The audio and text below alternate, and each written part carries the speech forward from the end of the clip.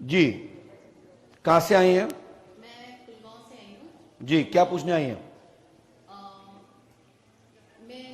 मेरी शादी हुई थी प्रतीक मिश्रा से और वो डिवोर्स वगैरह हो गया, हुआ नहीं उनके।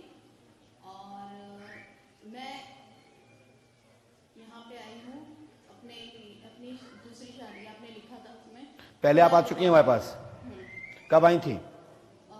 2017 में। 2017 में आप आई थी। जी।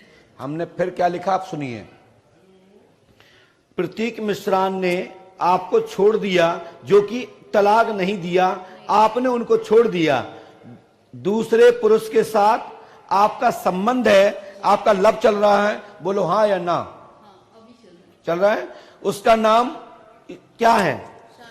हमने भी लिखा है। कहां लिखा है? दिखाई दे रहा है? सोनू से लव चल रहा है और अचानक से यह चौकी रखी गई है, यह आपका शरीर बंधन किया गया है, धागा बांधा गया है। फ्रेंड के रूप में आपका बंधन बंधा हुआ है। स्त्री का नाम, उस जिससे लव चल रहा है उस सोनू की पत्नी का नाम सुरभि है या नहीं? तो क्या आप उससे शादी कैसे करेंगी जब ऑलरेडी उसकी शादी हुई है? तो क्या यह उचित है? यदि वो तैयार हैं और आप तैयार हैं, उनके बच्चे तैयार हैं, तो कोई दिक्कत नहीं। ये आप भी समझें, क्योंकि आप एक महिला हैं।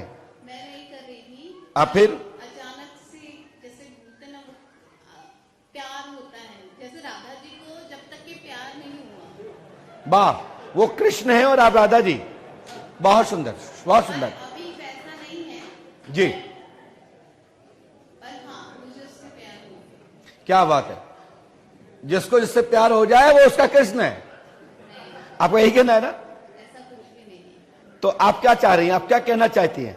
मैं यही कहना चाहती और मैं कह दूं उससे शादी ना करें तो? मैं नहीं करूंगी। तो फिर कैसी राधा? मैं नहीं करूंगी। मैं सिर्फ अपने खुद को उतारना चाहती थी। और हाँ, ये कलयुग है तो मैं शायद इतने इसमें पड़ गई कलयुग में कि चलिए, आप क्या बताइए, सुरभि के मतलब सोनू के पिता का नाम जगदीश है। जी उसकी जॉब प्राइवेट मिल में काम करता है। जी बच्चा, उसके एक बच्चा भी है, उसका नाम हनी उर्फ हितार है। जी क्या ये सही है? बिल्कुल। चलिए, यदि वो लड़का तैयार है और आपका मन है और उसकी पत्नी से अनुमति लीजिए, जाओ, आप जीवन में उसके साथ रहने का अधिकार और आपको सेकंड रूप से वहां आपको सौभाग्य मिलेगा, यदि उनकी पत्नी अनुमति देती है तो।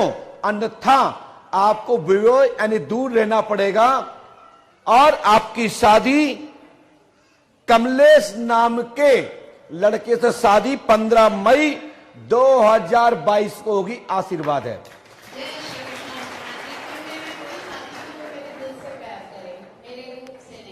मतलब जो तुमसे शादी करे वो धन्यवाद, जैसी आपकी इच्छा। आप ही खुद स्तन नहीं है, लेकिन जाओ, कमलेश से शादी होगी। लेकिन पर्चे पर जितना हमने लिखा है, जितना बोला है, इतना लिखा नहीं होता है। लेकिन कभी कभी आप लोग इस पे विशेष ध्यान दीजिए कि दरबार में जो लिख के दिया जाए उसको लैमिनेशन करा के रखें। पंडोकर सका दरबार पूरे दुनिया के लिए शोध का केंद्र है कि इनका गुप्त प्यार, सोनू से लव, कमलेश से शादी, प्रतीक को छोड़ना, यह दुनिया का अजूबा है कि पंडोगर धाम के दरबार में पोल खुल जाती है।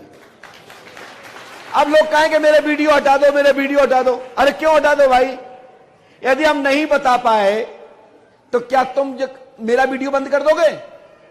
जो कहोगे नहीं मैं पढ़ा लिखा हूं, पंडोगर धाम की पोल खोल दी, और जब हमने पोल खोल दी तो कह रहा वीडियो हटा दो। ये कौन सी बात है भैया, बताओ? ऐसा होना चाहिए?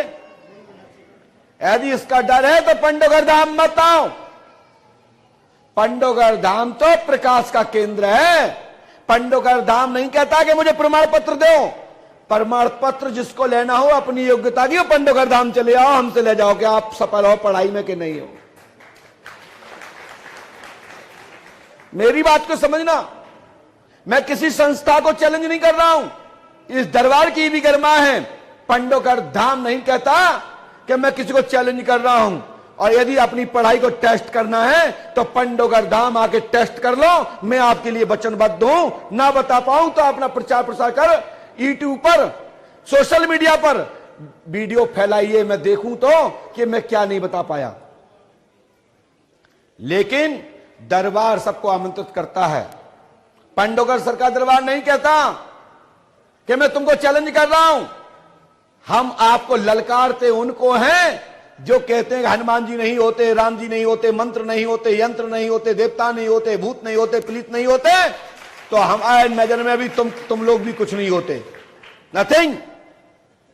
और फिर एक हमारा डायलॉग है 0/0। लोग कहते हैं पंडोकर जगह नथिंग करने के बाद 0/0 क्यों कहते हैं? हमारी बहन गीतका जी कहती है कि महाराज जी 0/0 जरूर कहेंगे। तो हम अपनी बहन से भी कहने, क्योंकि किसी की एक व्यक्ति का एक डायलॉग होता है, और डायलॉग है हमारा नथिंग 0/0। यदि मैं तुम्हारे लिए कुछ नहीं हूं तो तुम भी मेरे लिए कुछ भी नहीं हो, आउट।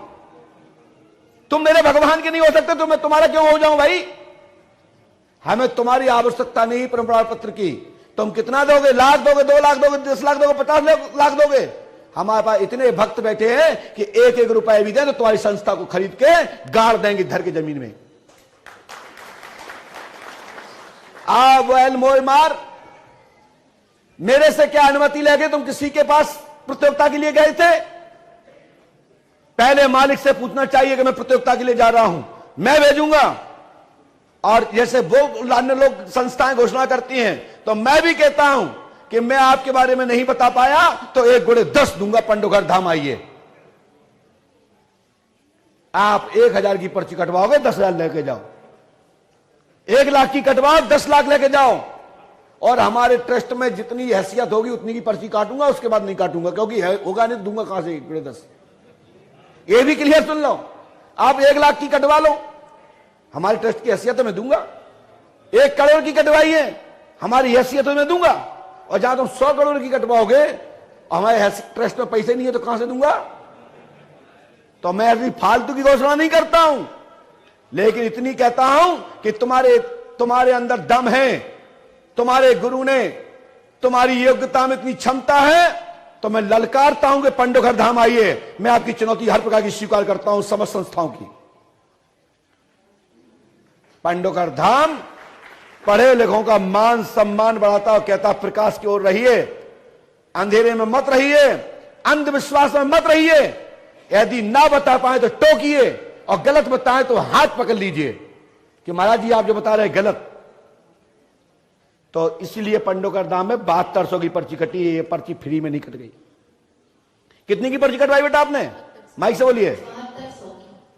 और मैंने 7200 में तुम्हें क्या दिया? सोनू, प्रतीक और कमलेश।